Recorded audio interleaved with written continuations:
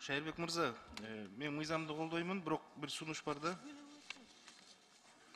Негизи ушул мыйзамдардын негизинде финансы пирамидасын ачыш өзү эгерде ошону Минюстка тапшырып, аштырбоо иретинде мыйзам менен тоскоолдук кылып койсок кандай деп ойлойсуз? Ачылбасын да, финансы пирамида ачылбаса, мындай окуялар болбойт деп ойлойм. Шайырбек Кыдыршаевди микрофон бериңиздер.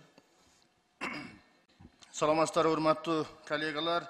Дастан Артипбекович, бул жерде бардыгы катталып атканда Минюсттан, бул жерде пирамидалык иштер жасаймын, же болбосо элди алдап коёмун деп алар ачык көрсөтпөйт экен да.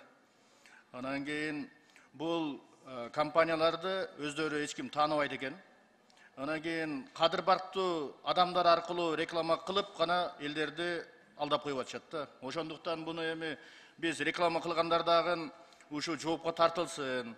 Эртең бүрсү күнү ушул кайсыл компанияны реклама кылып атат, ошону эске алсын деген гана негизде алдын алуу иштерине бөгөт коюу иштери болуп атат бул. Ошондуктан буну эгерде ошондой финансылык компаниялар реклама кылып, чыныгы эле кылмыш иши ошол жерде болгон болсо, тергөө иштери өздөрү амалдары өзү аныктайт.